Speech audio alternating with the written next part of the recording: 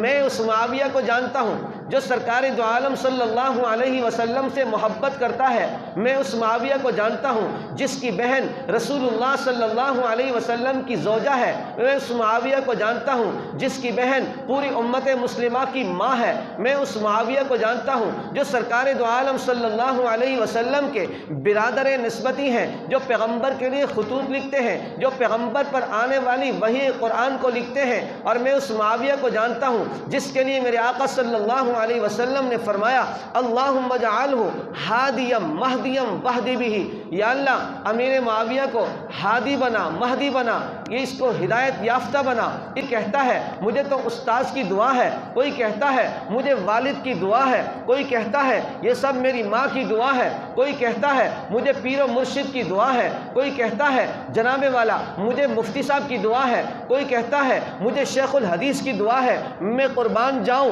اس ذات پر جس کو محمد مصطفیٰ نے خود دعائیں دی۔ میرے آقا نے فرمایا اللہم علم الکتاب والحساب وقہ العذاب، یا اللہ امیر معاویہ کو حساب کا علم عطا فرما، کتاب کا علم عطا فرما، اور اس کو ہر قسم کے عذاب سے محفوظ فرما۔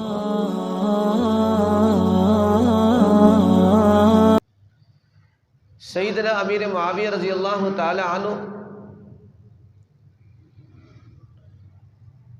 خصوصیت کے ساتھ مظلوم صحابی کے نام سے یاد کیا جاتا ہے، اس لیے کہ باوجود اس کے کہ سرکار دو عالم صلی اللہ علیہ وسلم کے برادر نسبتی ہیں، باوجود اس کے کہ حضرت امیر معاویہ رضی اللہ تعالی عنہ اور سرکار دو عالم صلی اللہ علیہ وسلم کا نسب آپس میں ملتا ہے، باوجود اس کے کہ سیدنا امیر معاویہ رضی اللہ تعالی عنہ کے بارے میں میرے اور آپ کے محبوب پیغمبر نبی کریم صلی اللہ علیہ وسلم نے فرمایا صاحب سری معاویہ، کہ معاویہ بن ابی سفیان میرے رازدار ہیں، باوجود اس کے کہ سیدنا امیر معاویہ رضی اللہ تعالی عنہ کاتب وحی ہیں، باوجود اس کے کہ سیدنا امیر معاویہ رضی اللہ تعالی عنہ حضور نبی کریم صلی اللہ علیہ وسلم کے ذاتی خطوط کے بھی کاتب ہیں، باوجود اس کے کہ سرکار دو عالم صلی اللہ علیہ وسلم کی زبان مبارک سے جنت کی بشارت حاصل ہے، باوجود اس کے کہ سرکار دو عالم صلی اللہ علیہ وسلم نے زبان نبوت سے سیدنا امیر معاویہ رضی اللہ تعالی عنہ کے لیے دعائیں فرمائیں کہ دشمن تو دشمن، کہیں اپنوں نے بھی سیدنا امیر معاویہ رضی اللہ تعالی عنہ کی سیرت پر اور ان کے معاملات پر در اندازی کی کوشش کی اور ان پہ بیجا تبصرے لکھے، تو لہذا کہا یہ جاتا ہے کہ صحابی رسول میں، اصحاب رسول میں سیدنا امیر معاویہ رضی اللہ تعالی عنہ وہ شخصیت ہے کہ جو بار بار نشانہ بنتے ہیں۔ میں تو اس معاویہ کو جانتا ہوں جو سرکار دو عالم صلی اللہ علیہ وسلم پر نازل ہونے والے قرآن کو لکھنے والے ہیں، میں تو اس معاویہ کو جانتا ہوں جو سرکار دو عالم صلی اللہ علیہ وسلم کے کاتب وحی ہیں، میں اس معاویہ کو جانتا ہوں جو سرکار دو عالم صلی اللہ علیہ وسلم کے خطوط لکھتے ہیں، میں اس معاویہ کو جانتا ہوں جس کے لیے سرکار دو عالم صلی اللہ علیہ وسلم نے فرمایا کہ معاویہ تو میرا رازدان ہے، میں اس معاویہ کو جانتا ہوں جس کے لیے سرکار دو عالم صلی اللہ علیہ وسلم نے فرمایا کہ معاویہ امانت دار ہے، میں تو اس معاویہ کو جانتا ہوں جس کے لیے سرکار دو عالم صلی اللہ علیہ وسلم نے فرمایا اول من جیش یغزو البحر قد اوجبوا، سب سے پہلے سمندر میں جا کر پیغمبر کی شریعت کے لیے، اسلام کی سربلندی کے لیے، رب ذوالجلال کی توحید کے لیے جو سب سے پہلے لڑائی لڑے گا اس پر جنت واجب ہے۔ تاریخ کی روایات کو دیکھیں، حدیث کی کتابوں کو دیکھیں اور جناب والا سیرت کی کتابوں کو چھانیں، آپ کو معلوم ہوگا کہ امیر معاویہ رضی اللہ تعالی عنہ ہی وہ شخصیت ہے جس نے فاروق اعظم رضی اللہ تعالی عنہ کے دور میں سیدنا فاروق اعظم رضی اللہ تعالی عنہ کے سامنے عرض کیا امیر المؤمنین آپ اجازت دیں تو میں سمندر میں جا کر دشمن کے خلاف جہاد کروں، میں سرکار دو عالم صلی اللہ علیہ وسلم کے پیغام کو سمندر کے پار پہنچا دوں، میں آقا دو عالم صلی اللہ علیہ وسلم کی رسالت کے پرچم کو سمندر پار لگا دوں۔ لیکن فاروق اعظم رضی اللہ تعالی عنہ نے اپنی حکمت و بلاغت پہ عمل کرتے ہوئے ابھی معاویہ رضی اللہ عنہ کو اجازت نہیں دی، لیکن حضرت امیر معاویہ رضی اللہ تعالی عنہ کے دل میں یہ تمنا اٹھی ہوئی ہے، یہ تمنا ابھر رہی ہے، یہ جذبہ بڑھ رہا ہے، یہ شوق آگے بڑھ رہا ہے، یہاں تک کہ فاروق اعظم رضی اللہ تعالی عنہ شہید کر دیے گئے اور سیدنا عثمان غنی رضی اللہ تعالی عنہ نے خلافت سنبھالی، اور کچھ ہی عرصہ گزرا تھا کہ سیدنا حضرت عثمان ابن عفان رضی اللہ تعالی عنہ کے دور میں حضرت امیر معاویہ رضی اللہ تعالی عنہ نے دوبارہ وقت کے خلیفہ عثمان ابن عفان سے اجازت چاہی کہ امیر المؤمنین آپ مجھے اجازت دیں تاکہ میں پرچم اسلام کو، پیغمبر اسلام کے پیغام کو اور نبوت و رسالت کے پرچم کو میں سمندر کے پار پہنچا دوں اور بحری بیڑے بنا کر میں دشمنان اسلام کے خلاف جہاد کروں اور جناب لڑائی لڑوں اور اسلام کو سمندر کے آر سے لے کر پار تک لے جاؤں۔ تو حضرت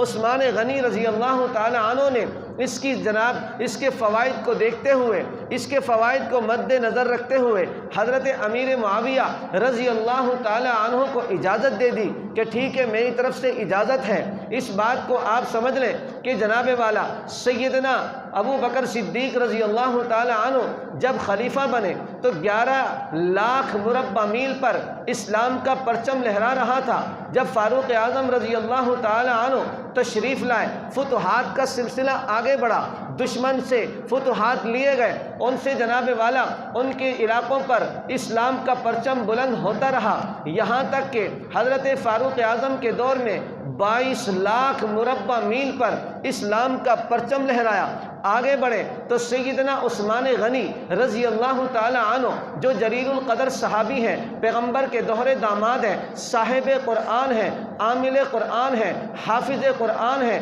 جامع القرآن ہیں، سرکار دو عالم صلی اللہ علیہ وسلم کے کتابت وحی کے امین بھی ہیں اور پیغمبر اسلام کے دوہرے داماد بھی ہیں، خلیفہ سوم بھی ہیں۔ فرمایا جب عثمان غنی کی باری آئی تو حضرت عثمان غنی نے فتوحات کا دروازہ اور زیادہ اس کو بڑھانے کی کوشش کی اور رب العالمین نے فتوحات کے دروازے کھول دیے۔ جتنا فاروق اعظم کے پاس زمین تھی، جتنا فاروق اعظم کے پاس اسلام کا پرچم لہرا رہا تھا، رب العالمین نے عثمان ابن عفان کو اس میں ترقی عطا فرمائی۔ اور جناب والا اسی طرح حضرت عثمان غنی کی کوشش سے اور پیغمبر کے صحابہ کی کوشش سے اور امیر معاویہ کی کوشش سے اسلام کا پرچم اتنا آگے بڑھا، فرمایا کہ 44 لاکھ مربع میل پر اسلام کا پرچم لہرا ہے،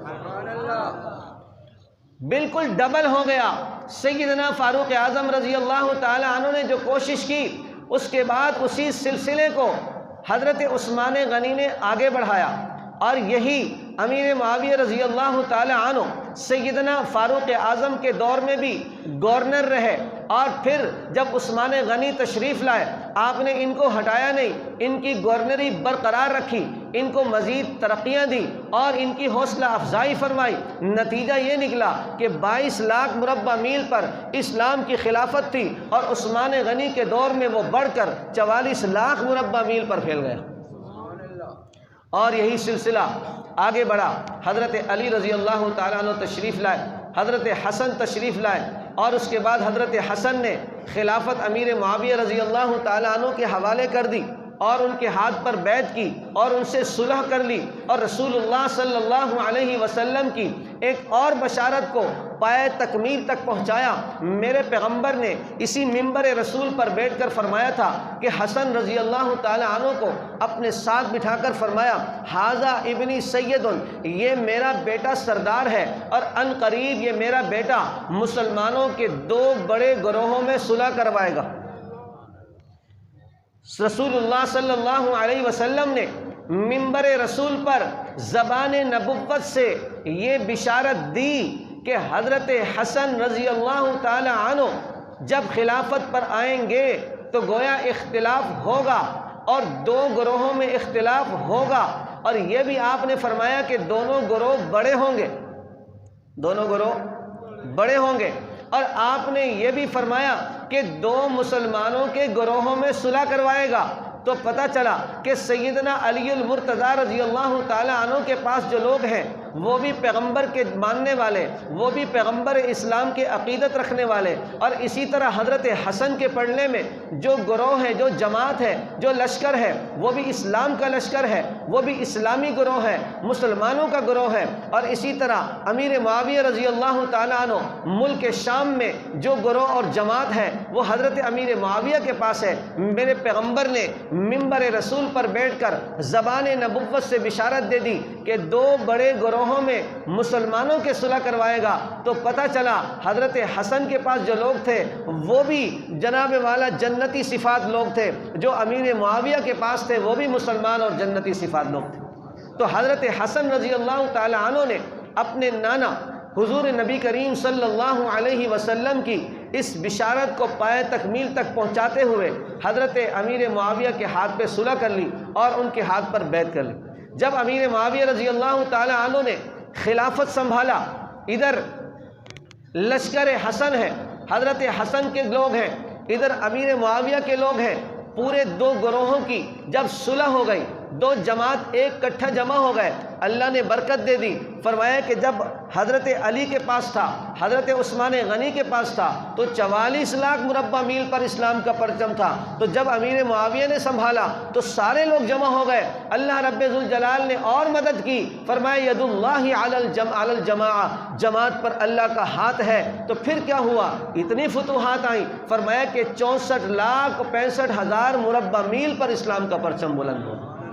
تو میں اس معاویہ کو جانتا ہوں جو سرکار دو عالم صلی اللہ علیہ وسلم سے محبت کرتا ہے، میں اس معاویہ کو جانتا ہوں جس کی بہن رسول اللہ صلی اللہ علیہ وسلم کی زوجہ ہے، میں اس معاویہ کو جانتا ہوں جس کی بہن پوری امت مسلمہ کی ماں ہے، میں اس معاویہ کو جانتا ہوں جو سرکار دو عالم صلی اللہ علیہ وسلم کے برادر نسبتی ہیں، جو پیغمبر کے لیے خطوط لکھتے ہیں، جو پیغمبر پر آنے والی وحی قرآن کو لکھتے ہیں، اور میں اس معاویہ کو جانتا ہوں جس کے لیے میرے آقا صلی اللہ علیہ وسلم نے فرمایا اللہم اجعلہ ہادیم مہدیم واہدی بہ، یا اللہ امیر معاویہ کو ہادی بنا، مہدی بنا، یہ اس کو ہدایت یافتہ بنا، اس کے ذریعے سے ہدایت کو پھیلا دے، لوگ اس سے ہدایت حاصل کریں۔ تو رسول اللہ صلی اللہ علیہ وسلم نے اپنی دعاؤں کے ذریعے حضرت امیر معاویہ رضی اللہ تعالی عنہ کی بشارت دے دی، حوصلہ افزائی فرمائی، آپ کے علم اور حلم کو دنیا پر ظاہر فرمایا۔ کوئی کہتا ہے مجھے تو استاذ کی دعا ہے، کوئی کہتا ہے مجھے والد کی دعا ہے، کوئی کہتا ہے یہ سب میری ماں کی دعا ہے، کوئی کہتا ہے مجھے پیر و مرشد کی دعا ہے، کوئی کہتا ہے جناب والا مجھے مفتی صاحب کی دعا ہے، کوئی کہتا ہے مجھے شیخ الحدیث کی دعا ہے۔ میں قربان جاؤں اس ذات پر جس کو محمد مصطفیٰ نے خود دعائیں دی۔ میرے آقا نے فرمایا اللہم علم الکتاب والحساب وقہ العذاب، یا اللہ امیر معاویہ کو حساب کا علم عطا فرما، کتاب کا علم عطا فرما، اور اس کو ہر قسم کے عذاب سے محفوظ فرما۔ تو اگر میرے والد کی دعا قبول ہو سکتی ہے، میرے استاذ کی دعا قبول ہو سکتی ہے، پیر و مرشد کی دعا مجھے لگ سکتی ہے، دادا جان کی دعا لگ سکتی ہے، مفسر قرآن کی دعا لگ سکتی ہے، شیخ الحدیث کی دعا لگ سکتی ہے، تو سرکار دو عالم تو دو جہاں کے سردار ہیں، امام الانبیاء ہیں، شافع روز جزا ہیں، حبیب کبریا ہیں، احمد مجتبیٰ ہیں، محمد مصطفیٰ ہیں، جو دعا فرما رہے ہیں اللہم علم الکتاب والحساب وقہ العذاب۔ ایک مرتبہ امیر معاویہ رضی اللہ تعالی عنہ سواری پر پیچھے بیٹھے ہوئے، رسول اللہ صلی اللہ علیہ وسلم آگے ہیں، آپ تشریف لے جا رہے ہیں۔ آپ نے پوچھا معاویہ تمہارے جسم کا کون سا حصہ میرے جسم کو ٹچ کر رہا ہے؟ امیر معاویہ نے عرض کیا یا رسول اللہ صلی اللہ علیہ وسلم میرا پیٹ اور سینہ آپ کے جسم مبارک سے لگا ہوا ہے۔ رسول اللہ صلی اللہ علیہ وسلم نے فرمایا یا اللہ اس کے پیٹ اور سینے کو علم اور حلم سے بھر دے۔ تو رسول اللہ صلی اللہ علیہ وسلم نے جس کے لیے دعا مانگی ہو، رسول اللہ صلی اللہ علیہ وسلم نے جس کو امانت سونپی ہو، رسول اللہ صلی اللہ علیہ وسلم نے جس کو اپنا رازدان بنایا ہو، رسول اللہ صلی اللہ علیہ وسلم نے جس کو کتابت قرآن کا عہدہ سونپ دیا ہو، رسول اللہ صلی اللہ علیہ وسلم نے جس کے علم اور حساب کی دعائیں مانگی ہوں، جس کی حکومت کی دعائیں مانگی ہوں۔ ایک مقام پر رسول اللہ صلی اللہ علیہ وسلم نے فرمایا معاویہ جب اللہ تجھے حکومت دے تو اللہ سے ڈرتے رہنا،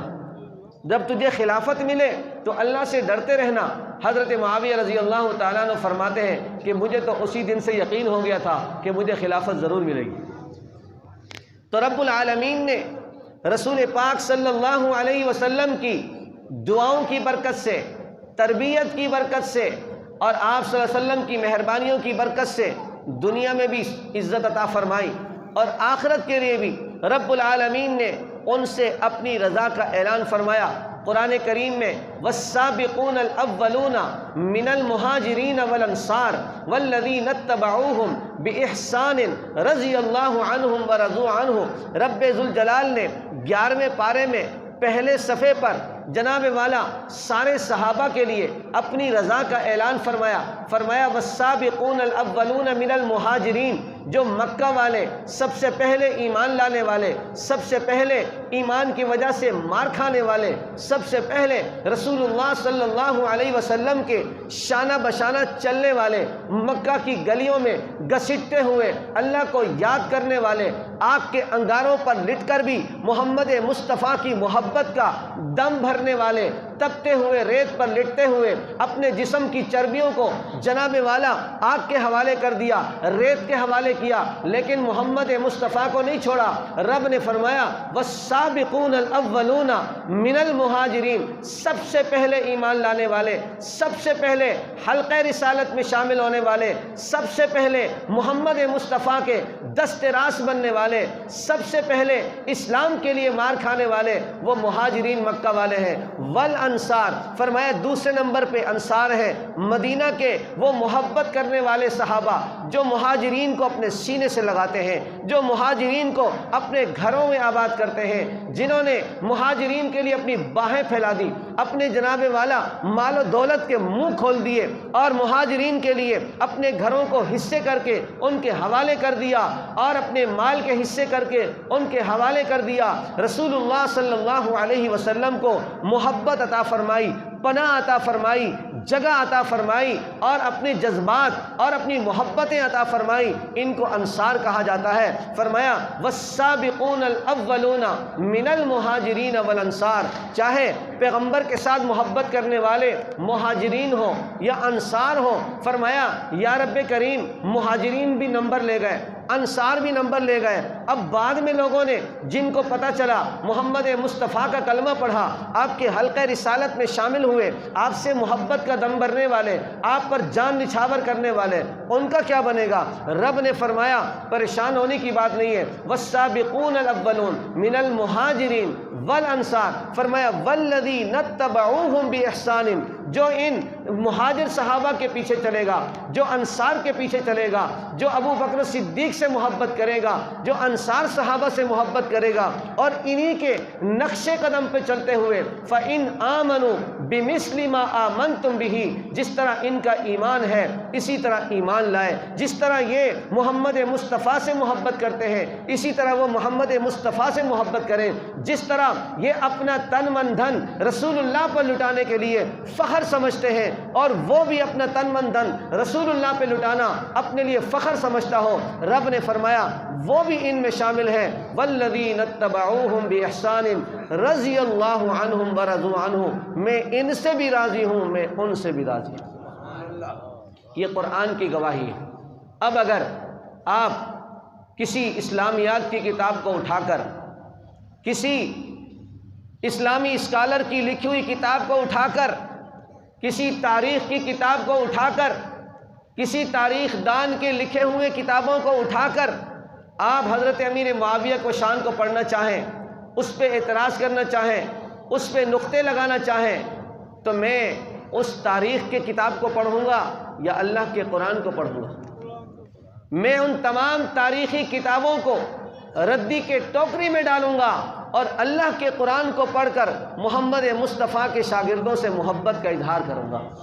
میں اپنے پیغمبر کے شاگردوں کو تاریخ کے اوراق پر تولنے کے بجائے، تاریخ کے ترازو پہ تولنے کے بجائے میں اللہ کے قرآن پر ان کو تولوں گا، میں محمد مصطفیٰ کے فرمان کے مطابق ان کو تولوں گا، اس لیے کہ اللہ کا قرآن بھی انہیں سچا کہتا ہے، محمد مصطفیٰ بھی انہیں سچا کہتا ہے۔ اللہ تبارک و تعالی سے دعا ہے کہ رب کریم ہم سب کو قرآن و سنت پر عمل کرتے ہوئے رسول اللہ صلی اللہ علیہ وسلم کے ان شاگردوں سے، وفاداروں سے، جانثاروں سے، اور آپ صلی اللہ علیہ وسلم کا پیغام پوری دنیا تک پہنچانے والے ان صحابہ کرام سے محبت کرنے کی اور ان کے نقش قدم پر چلنے کی توفیق عطا فرمائے۔ وآخر دعوانا ان الحمد للہ رب العالمین۔